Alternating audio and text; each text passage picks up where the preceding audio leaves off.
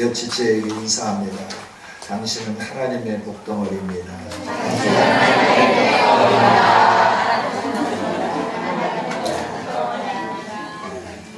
여러분의 모든 삶 속에 하나님이 은혜 주시고 복 주시고 평강 주시기를 주님의 이름으로 축복합니다. 우리가 이 세상에 살면서 잘 살아야 되겠다, 이걸 늘 느껴요. 잘 산다, 이게 참 중요한 거잖아요. 그래서 요즘은 웰빙, 잘 존재해야 된다라고 하는 거죠. 웰빙 산업이 유행하고 있고 웰빙 산업이 잘 되고 있죠. 어떻게 하면 건강을 잘 유지하게 할 겁니다. 어떻게 하면 공부하는 걸 잘 유지하게 할 겁니다. 좋은 존재, 공부하는데 좋은 존재, 목도리로서의 좋은 존재, 건강에 좋은 존재, 산업에 좋은 존재. 그래서 이 웰빙이라고 하는 것이 아주 각광을 받고 있죠. 이처럼 세상에서도 웰빙이 각광을 받고 있는 것처럼 저와 여러분의 삶이 잘 사는 것 참 중요한 일이다. 시대마다 위기가 돌아오게 되는데 그 위기 때마다 항상 문제는 뭐냐 하면 자기의 위치에 있어야 할 사람들이 그 위치를 벗어나는 거예요. 이게 문제죠. 그래서 늘 저와 여러분은 그리스도인으로서 우리의 위치, 포지션, 이걸 잘 차지하고 그 안에 머물러서 바르게 살 수 있는 복 있는 성도들이 되기를 원합니다. 자기의 위치를 벗어나면 어떻게 될까요? 사람들이 비웃고 또 본인이 곤고해지기 시작하는 거죠. 오늘 말씀은 천국 시민된 하나님의 사람들에게 어떻게 하면 잘 살 수 있을까라고 하는 것에 대해서 말씀을 해주는 거예요. 출애굽한 이스라엘 백성들에게 시내 산에서 율법을 주셨던 하나님은 이제 예수님 안에서 새롭게 출발하는 천국 백성들에게 하나님의 백성의 삶은 어떠해야 할까 하는 것에 대해서 말씀을 해주시는 거죠. 이 교훈은 천국의 주인이시며 주권자 되시고 만왕의 왕 되시는 예수님이 하나님의 백성들에게 주신 복된 교훈인 줄 믿습니다. 예수님을 왕으로 모시는 모든 사람들이 지켜야 할 교훈, 따라야 할 교훈, 그게 오늘 우리가 읽은 하나님의 말씀이죠. 나라마다 기본이 되는 헌법이 있어요. 이 헌법은 위대한 가치가 있어요. 이 법은 국가를 세우는 뼈대가 되는 거죠. 하나님 나라도 하나님 나라를 세우는 뼈대가 분명하게 존재합니다. 이 뼈대가 무너지면 하나님의 나라가 무너지게 되는 거예요. 이 뼈대를 바르게 세우지 못하면 많은 사람들에게 비난을 받게 되는 거예요. 그래서 하나님은 저와 여러분이 신앙생활하면서 이 뼈대 골격이 어떠한 것인지 알고 그 골격을 잘 갖추는 아름다운 성도들이 되기를 원하는 거죠. 이 뼈대를 갖추고 살아갈 때 우리는 13절 이하에 있는 말씀처럼 세상의 소금으로서 맛을 내게 되는 것이고 세상의 빛으로서 어둠을 밝히는 삶을 살게 되는 거고 이로 인하여서 우리가 하나님 아버지께 영광을 돌리게 되는 겁니다. 그래서 이 말씀은 참 중요하다 하는 것이죠. 여러분, 하나님이 우리에게 이 귀한 말씀을 주시면서 우리가 이렇게 잘 살아야 하는 이유에 대해서 먼저 말씀하시는데 그건 너희가 복을 받았기 때문이다 라고 하나님 말씀해 주세요. 우리가 복을 받았습니다. 할렐루야. 네. 우리가 복 받았다고 하는 것에 대해서 대부분 많은 사람들이 쉽게 입을 열어서 아멘이라고 동의하지를 못해요. 이유가 뭘까요? 우리가 생각하는 복의 개념이 성경이 말하는 복의 개념과 다르기 때문에 그래요. 우리가 생각하는 복의 개념은 현재 삶에서 누리는 최고의 행복, 최상의 물질적 심리적인 복을 생각하고 있어요. 내가 심리적으로 최상인가? 내가 가지고 있는 물질이 이 세상에서 최상의 것인가? 내가 살고 있는 삶이 최고의 행복인가? 세상과 비교해 볼 때 우리는 쉽게 동의하지 못할 때가 많다는 거죠. 그래서 여러분은 복받은 사람입니다 이러면 쉽게 동의가 잘 안 되는 거예요. 내가 복을 받았다고 하면 내 인생이 왜 이래? 내 모습이 왜 이래? 내 자녀들은 왜 이래야 되지? 이러면서 하나님 복 받았다고 하시고 복을 주셨다고 하는데 도대체 무엇입니까? 우리가 반문하게 되는 것이죠. 그러나 성경에서 말하는 복은 그런 복이 아니에요. 성경에서 말하는 복은 뭐냐 하면 여호와 하나님이 내 인생의 주인이 되어주는 것, 이게 복이다 하는 겁니다. 할렐루야. 시편 144편 15절에 있는 말씀이에요. 이런 백성은 복이 있나니, 이런 백성은 복이 있나니. 어떤 백성일까? 여호와를 자기 하나님으로 삼는 백성은 복이 있도다. 할렐루야. 그러나 우리가 하나님을 여호와를 내 하나님으로 삼았잖아요. 그렇죠? 그러니까 여러분은 복받은 분 맞죠? 네. 이 복은 하나님을 자기 하나님, 여호와를 자기 하나님으로 믿고 섬기고 따르는 자들은 복을 받았는데, 그 복은 어떤 복이냐 그러면 먼저는 신분의 변화가 일어났어요. 신분의 변화. 할렐루야. 아멘. 원래 우리는 죄의 종이었어요. 그래서 믿지 않는 사람들과 동일하게 죄의 종로를 타면서 살았던 우리들이에요. 이런 우리에게 하나님은 신분을 바꿔주셨어요. 어떻게? 우리를 양자 삼음으로 우리가 하나님의 자녀되는 권세를 누리게 된 것이죠. 로마 시대에 이 양자라고 하는 단어가 오늘 우리의 개념하고는 굉장히 좀 성경의 개념하고는 차이가 좀 있어요. 오늘 우리의 개념은 내가 아들이 없어서 그냥 내 대를 잇기 위해서 그냥 아들을 어디서 하나 데리고 오는 거, 이게 양자예요. 그러나 데리고 와서 이제 부유한 집의 양자가 되어져 가면 그 사람은 참 행복한 사람이지만, 그렇지 않은 사람들은 굉장히 힘들고 어렵죠. 이런 부분들 때문에 양자 그러면 그게 썩 우리에게 호감 있는 단어는 아닌 것 같아요. 그러나 로마 시대의 양자라고 하는 것은 신분이 놀랍도록 바꿔집니다. 로마 시대의 신분 계급을 이렇게 나눈다고 하면 원로원들, 그 다음에 귀족들, 그 다음에 자유인, 평민들, 그리고 나머지는 이제 노예, 종들인데, 이렇게 귀족, 자유인, 평민, 왕족 이런 사람들은 얼마나 되나? 로마 전체 인구 가운데 30%가 채 안 되는 거예요. 나머지는 다 노예예요. 종들이에요. 노예와 종들, 노예와 종으로 태어나면 계속 노예로 살고 종으로 사는 거예요. 주인이 시키는 대로 하는 거예요. 이 신분에서 벗어나려고 몸부림을 쳐보지만 아무리 노력을 해도 이 신분에서 벗어날 수가 없어요.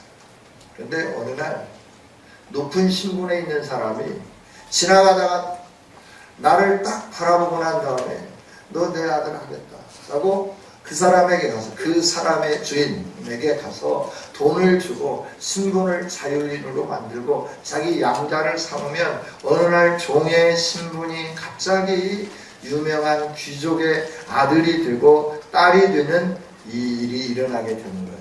이게 양자됨의 복이다 라고 하는 거죠. 여러분, 저와 여러분이 이 세상에 살면서 죄의 종로로 타고 있는데 하나님의 영광을 누릴 수 없는 그런 연약한 처지, 잘못된 처지에 있는데 어느 날 하나님께서, 아니 창세 전에 하나님께서 우리를 딱 택하시고 너는 내 백성이다 말씀하시고 하나님의 때에 저와 여러분을 구원해 주시면서 죄의 사슬을 끊어버리고 종의 사슬을 끊어버리고 우리로 하여금 하나님의 자녀되는 자격을 어느 날 주신 거예요. 오늘 우리가 보니까 어느 날 얻은 거예요. 그래 하나님의 편에서 보니까 창세 전부터 예정하시고 택정하시고 계획하시고 하나님의 때에 저와 여러분을 불러주신 거죠. 여러분 이 양자됨의 은혜, 우리의 신분이 변화된 것은 이처럼 놀라운 은혜다라고 하는 거예요. 도저히 하나님의 찬양가 될 수가 없어요. 돈으로 안 돼요. 은으로 안 돼요. 내 생명을 다 준다고 해도 안 되는 거예요. 그런데 하나님의 적극적인 은혜가 개입되어서 저와 여러분이 어느 날 천국 시민이 됩니다. 이 놀라운 변화, 신분의 변화가 하나님을 믿음으로 우리에게 주어진 복인 줄 믿습니다. 뿐만 아니라 우리에게는 신분만 바뀌어진 게 아니라 환경도 바뀌어진 거예요. 사망에서 생명으로 옮겨졌습니다. 죄의 종이기에 우리는 반드시 죽어야 합니다. 그 죽음은 영적인 죽음입니다. 영원히 꺼지지 않는 지옥의 자리에 있어야 합니다. 이런데 우리가 사망에서 생명으로 옮겨지면서 우리는 어떻게 되냐?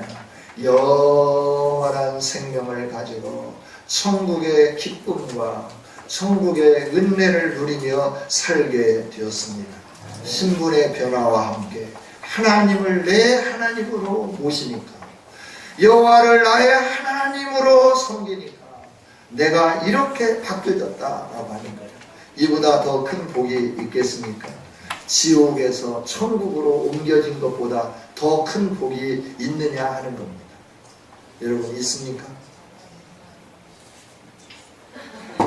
있는 것 같아요. 답을 아는 것 보니까. 여러분 이보다 더 큰 복이 있습니까?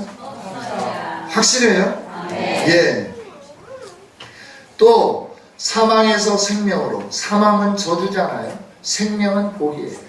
우리가 사망에서 생명으로 옮겨지면서 저주에서 복의 자리로 옮겨졌어요. 우리가 원래 에덴에서 사는 사람, 기쁨의 동산에서 살았던 사람들이에요.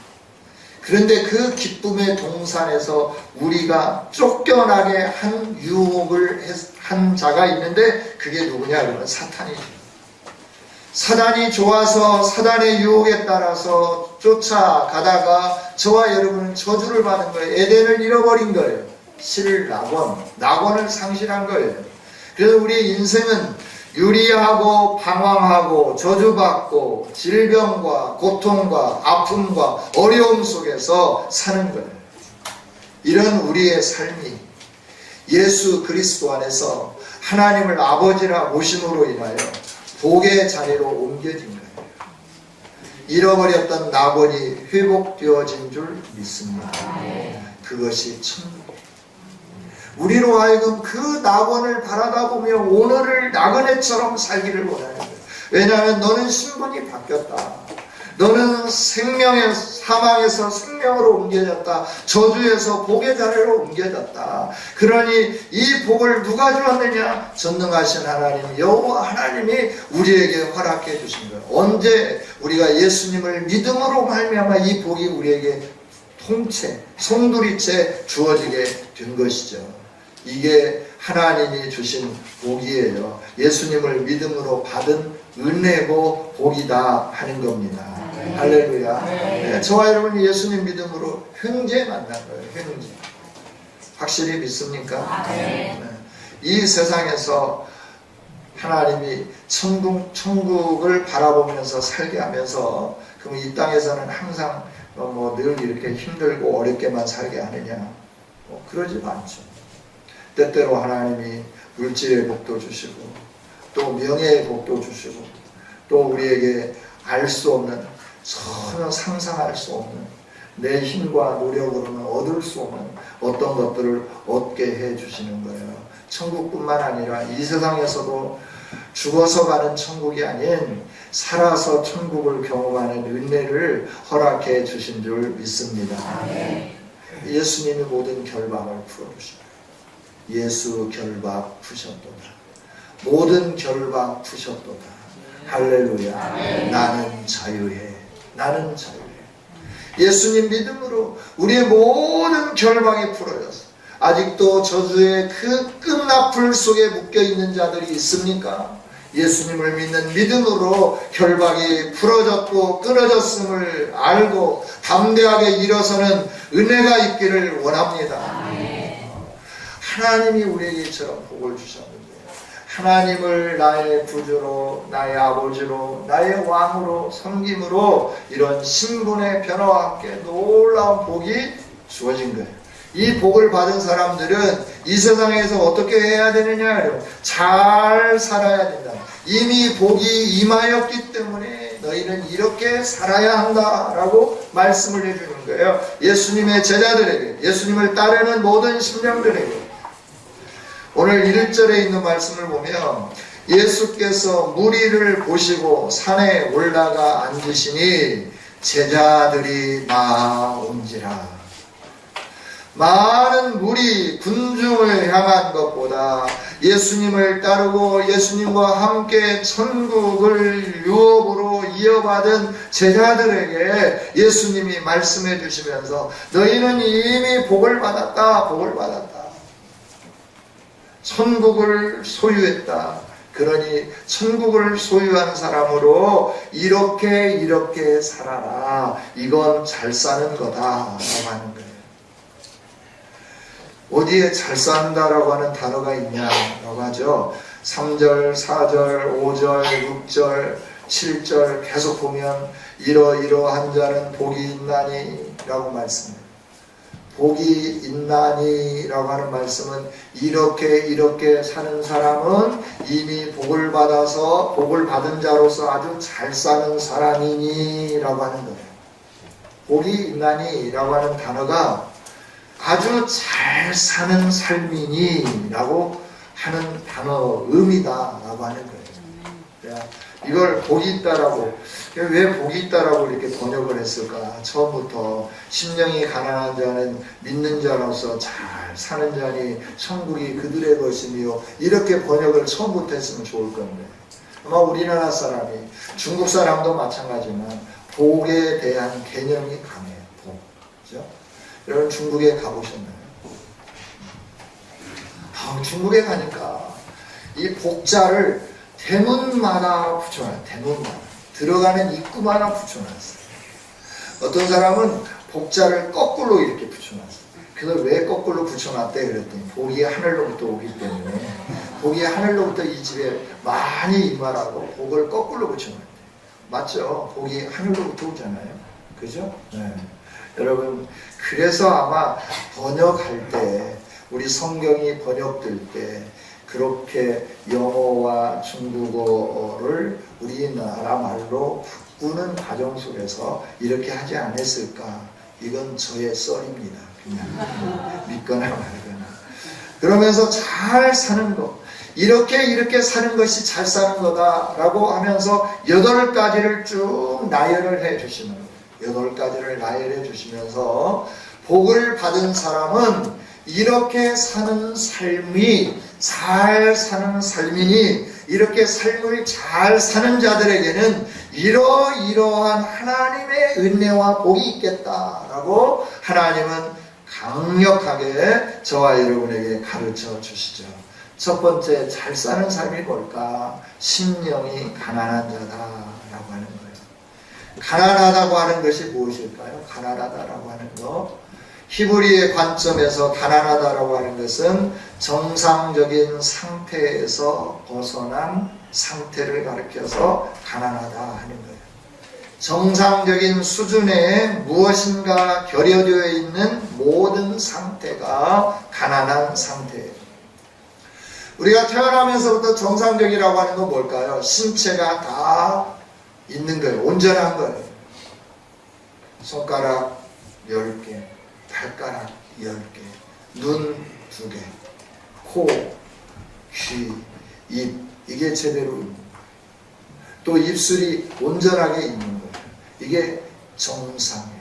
그러나 이 정상에서부터 무언가 결여된 것, 귀가 좀 한쪽이 작다든지, 코가 좀 뻥 뚫렸다든지, 입술이 좀 이렇게 한쪽이 위로 올라갔다든지 이런 것들은 정상에서 벗어난 거죠. 이런 걸 가리켜서 가난하다라고 표현을 해요.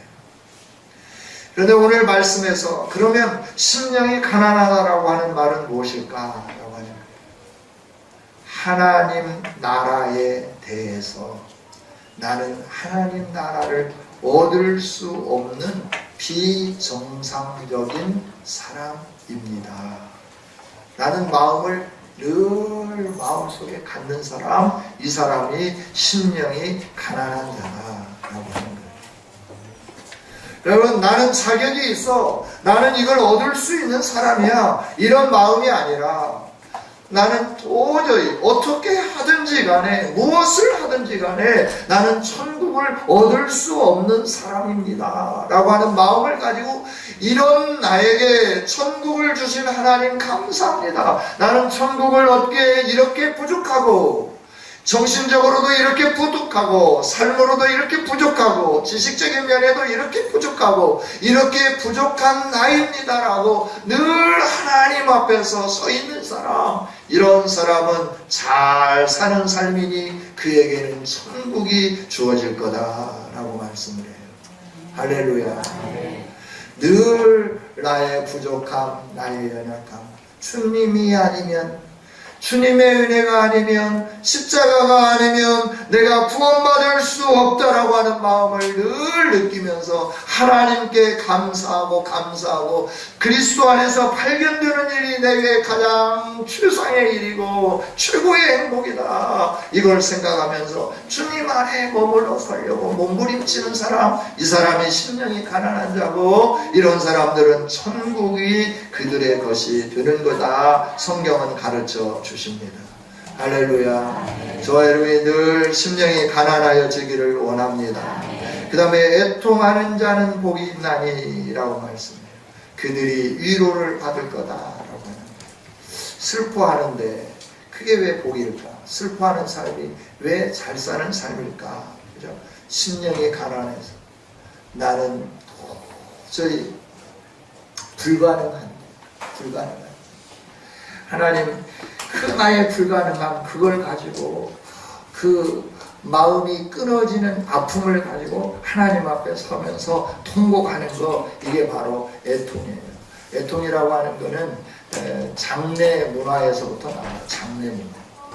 유대인들은 장례식을 할 때 돈이 있는 사람들은 곡을 할 수 있도록, 장례가 발생하면 다 치워질 때까지 곡을 하고, 또 이렇게 하늘이 보이지 않는 곳 불에다가 이렇게 집어넣고, 그러고 난 다음에 또 7일 동안 울면서 애통을 하는 거, 이게 유대인의 장례법이라고 그래요.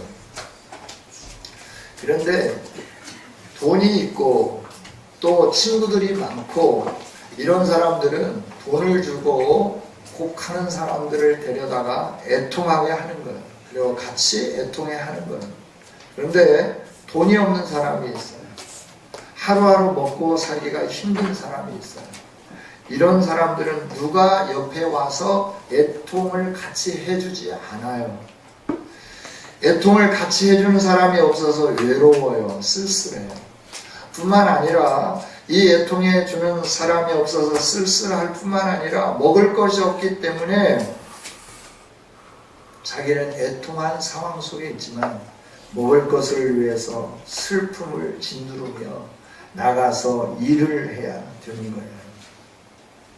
누구도 위로가 되어주지 않는 상황 속에서 혼자 그 슬픔을 이기면서 그 애통한 마음, 나 같은 죄인 살려주신 그 은혜에 감사하면서 다른 사람이 몰라주는 그 아픔을 가지고 하나님 앞에서 통곡하고 매일매일의 삶을 살면서 또 하나님 앞에 서고 그 비통한 심정으로 하나님 앞에 서는 거, 이 삶이 애통하는 삶인데, 이렇게 사는 삶, 이렇게 삶을 사는 사람은 천국의 시민으로서 잘 사는 사람이다. 그래서 하나님이 위로해 주신다 말씀을 해 주는 거예요. 여러분, 세상에서 위로받는 거 좋은 일이죠.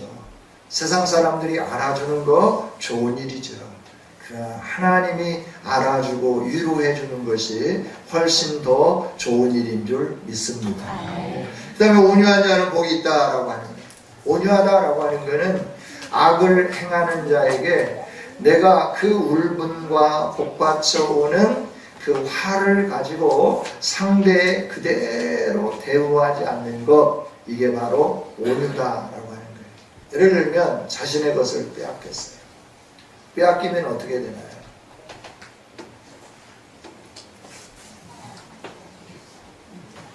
당할 때까지. 빼앗기면 어떻게 해요? 찾아요. 찾는데 그 사람이 안 줘요. 그럼 어떻게 해요?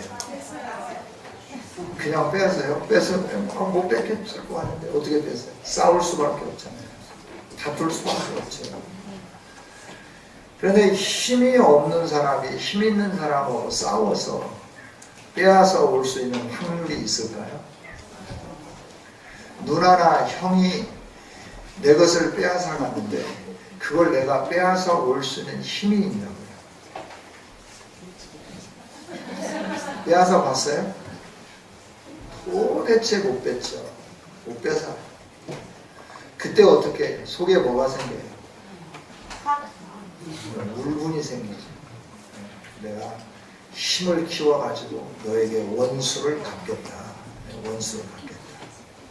그런데 온유하다라고 하는 건 뭐냐면 내가 힘을 키워서 원수를 갚겠다 하는 마음을 갖는 게 아니라 하나님이 해결해 주실 것이다 라고 하는 것을 확신하면서 하나님 앞에 나가는 거예요. 이게 온유한 삶을 사는 거라 성경은 가르쳐 주십니다. 온유의 대가가 무엇이죠? 또 성경에 이렇게 온유하게 산 사람들이 많이 나오죠. 아브라함이 그랬습니다. 아브라함이 블레셋 왕에게 우물을 팠는데 빼앗겼어요. 싸우지 않았어요. 그냥 물려줬어요. 이삭도 마찬가지였어요. 이게 온유함이에요. 이렇게 온유하게 살 때 하나님은 어떻게 해 주셨나요? 땅을 기업으로 받았다. 아브라함에게 그 아비멜렉과 함께 군대장관 비골이 와서 너와 화친조약을 맺자. 이 땅은 너가 자유롭게 활용하며 살아라. 이러면서 브엘세바의 복이 임하잖아요. 이삭도 마찬가지죠. 쫓기고 쫓겨가는데 어느 곳에 가니까 싸움이 그쳤어요. 그러면서 어느 곳에 가니까 지경이 넓혀졌어요. 르호봇의 복이 임했어요. 어느 곳에 가니까 그 시대의 왕이 또 이삭에게 찾아와서 너가 나보다 더 커질 거다. 하나님이 복 주시기 때문이다. 우리 좀 받아오 하고 약속을 했어요. 그게 브엘세바의 약속이에요.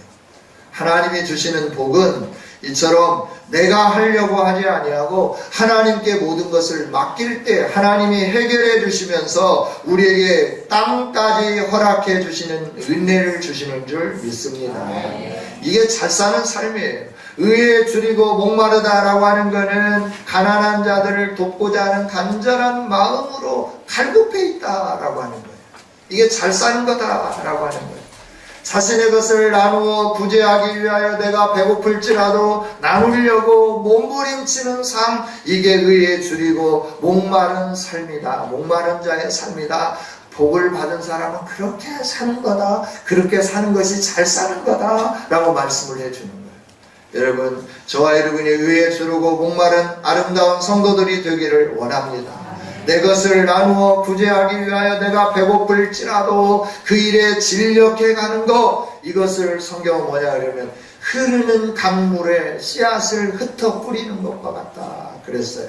이렇게 의에 줄이고 목마른 사람들은 누가 책임져 주시냐? 하나님이 책임져 주셔서 그들의 삶이 배부를 것이다 라고 하는 거예요. 열심히 나누고 구제하고 가난한 자들을 돕고 간절한 심령으로 살아가는 자들에게 하나님은 계속해서 채워주시는 거예요. 핍절하지 않게 해주시는 거예요. 부유하게 해주시는 거예요. 할렐루야. 저와 여러분이 잘 사는 성도들이 되기를 원합니다. 7절에 보면 긍휼히 여기는 자는 복이 있다 그랬어요. 긍휼히 여긴다라고 하는 건 뭐냐면 이웃에 대해서 태중에 있는 태아에 대하여 엄마가 느끼는 각별한 사랑, 애틋한 사랑, 이것을 갖는 것, 이게 바로 긍휼히 여기는 거다라고 하는 거예요. 이렇게 사는 사람에 대해서 하나님은 뭐라고 말씀하느냐? 그들이 하나님으로 인하여 그렇게 애틋하며 각별한 사랑을 받을 거다라고 말씀을 해주는 거예요. 여러분, 우리는 이웃에 대해서 얼마나 긍휼을 베풀며 삽니다.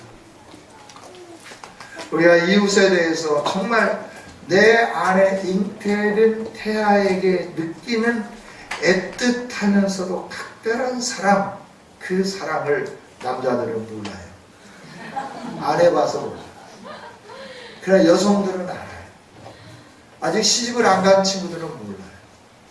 결혼해서 아이를 낳아본 분들은 아는 거예요. 그 태아에 있는 아이에 대한 애틋한 심정, 그 사랑이 어떤 것인가를 아는 거예요. 이게 긍휼이라는 거예요. 그 마음을 가지고 이웃을 향하여 그런 사랑을 베푸는 거, 이게 긍휼히 여기는 자다라고 하는 거죠. 이런 사람들에 대해서 하나님은 그 사람을 각별하게 애틋하게 사랑해 주신다. 그렇게 사는 사람은 잘 사는 삶이다 라고 말씀을 해주는 거예요. 그 다음에 마음이 청결한 자는 복이 있다라고 해요. 마음이 청결하다고 하는 건 뭐냐면 두 마음을 품지 않은 거다. 두 마음. 하나님도 좀 섬기고 세상도 좀 섬기고, 그래서 양다리 걸쳤다가 이쪽으로 갈 때는 이쪽으로 가고 저쪽으로 갈 때는 저쪽으로 가고, 박쥐와 같이 살지 않는 것, 확실한 결단을 내리고, 어떤 어려움이 있어도 어떤 아픔이 있어도 명확하게 두 마음을 품지 않고 하나님께 온전하게 마음을 쏟고 정성을 다하여 사는 것.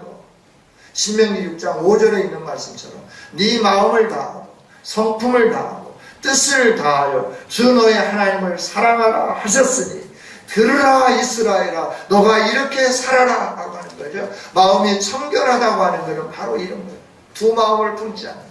오직 하나님께 집중해 가는 거예요. 오직 십자가 앞에 집중해 서 있는 거예요. 오직 예수 그리스도 앞에 서 있는 거예요. 이게 청결한 자이고, 이런 사람들에 대해서는 하나님을 보게 하는, 하나님이 가까이 해주는 이런 은혜와 복으로 함께 해주신다 하는 거죠. 화평케 하는 삶, 잘 사는 삶이에요. 분쟁이 많아요. 갈등이 많아요. 이때 화평하게 하는 거예요. 성 프란치스코가 기도했던 것처럼 주여 나를 평화의 도구로 써 주소서. 여러분, 저와 여러분이 평화의 도구가 되어야 할 줄 믿습니다. 분쟁이 있는 곳에 분쟁을 사라지게 하는 거예요. 미움이 있는 곳에 미움이 사라지게 하는 거예요. 다툼이 있는 곳에 다툼이 사라지게 하는 거예요. 이게 잘 사는 거예요. 예수님 믿는 사람으로서 잘 사는 삶에 대해서 예수님은 계속해서 나열해 주시는 거예요. 뿐만 아니라 의를 위하여 박해를 받는 자, 하나님의 진리를 따라서 그 진리로 말미암아 살기 위하여서 모든 걸 겪는 사람, 이게 박해죠. 이런 사람들은 복이 있다, 복이 있다. 하나님의 나라가 그런 사람들의 것이다 라고 가르쳐줘요. 여러분, 저와 여러분이 정말 복을 얻은 자로서 남은 생에 잘 사는 성도들이 되어지기를 원합니다. 이렇게 사는 삶이 뭐냐면 세상의 소금으로서 사는 거예요. 맛을 내는 거예요. 이렇게 사는 삶이 뭐냐 그러면 세상에 빛을 비추면서 사는 거예요. 이미 우리를 부르시고 이런 복이 있게 하시고 우리로 하여금 잘 사는 사람들이 될 수 있도록 강령을 주신 예수님은 우리를 등경 위에 두셨어요. 말 아래 두지 않았다라고 하는 거예요. 말이라고 하는 거는 그 곡식을 되는 그 되보다 더 큰 거죠. 등불을 켜가지고 그 말 속에다 집어넣는 사람은 아무도 없어요. 등불을 켜면 등경 위에다 두는 거예요. 높은 데다 두는 거예요. 그래야 온 세상이 빛으로 가득 채워지게 되기 때문에 그러는 거예요. 하나님은 저와 여러분을 숨겨두지 않았어요. 세상에 오픈해 놨어요. 저와 여러분이 세상 속에서 살아가는 삶을 살게 해주셨어요. 너는 천국 시민이니까 나와 함께 살기 위하여 은둔 생활을 해라, 동굴에 있어라 라고 말씀하지 않았어요. 세상에 가서 너희에게 주어진 그 모든 직장 생활을 하고 학업 생활을 하고 모든 사람과 관계를 맺으면서 살아가는데 내가 너에게 준 복을 가진 자로서 잘 사는 사람들이 되어서 소금의 역할을 감당해라, 빛의 역할을 감당해라. 그래서 세상이 변화되게 해라, 세상이 놀랍도록 새로워지게 만들어라 라고 말씀을 해주는 거예요. 여러분, 왜 우리가 존재해야 할까요? 왜 교회가 존재해야 될까요? 왜 이 세상의 많은 사람들 가운데 내가 예수님 믿는 사람이라고 하는 이 삶을 드러내야 할까요? 다른 데 있는 게 아니라 복을 받은 자로서 잘 사는 사람들이 되어서 하나님께 영광을 돌리며 그들이 주께로 돌아오게 하기 위해서 저와 여러분을 세워주신 줄 믿습니다. 우리의 비전, 우리의 삶의 목표입니다. 세상에서 스펙과 좋은 스토리 갖는 거 중요하지만 하나님 나라의 백성으로서, 하나님이 인정해 주는 사람으로서, 하나님이 내가 너의 하나님이다라고 말씀해 주는 사람으로서 우리가 가져야 할 것은 사람들에게 아버지의 이름을 존귀하게 높여드리는 이 아름다운 삶인 줄 믿습니다. 우리 함께 전진해 가십시다. 하나님 나라를 위해서, 하나님의 영광을 위해서 우리 생명 다하는 그날까지 승리하는 저와 여러분이 되어주시기를 주님의 이름으로 축복합니다. 하나님 감사합니다. 귀한 말씀 주셔서 감사합니다. 주님, 우리가 어떻게 사는 것이 잘 사는 삶이고 이렇게 잘 사는 삶이 제자의 삶인데, 하나님, 저와 우리 성도들이 정말 이렇게 복을 받은 자로서 잘 사는 우리의 위치에 걸맞게 살 수 있도록 성령으로 도와주시고 은총을 베풀어 주시며 모든 상황에서 이렇게 잘 살 수 있도록 하나님 도와주시옵소서. 그래서 모든 사람들에게 하나님의 이름을 높이며 하나님께 영광 돌리는 우리들이 되게 하여 주옵소서. 예수님 이름으로 기도하옵나이다.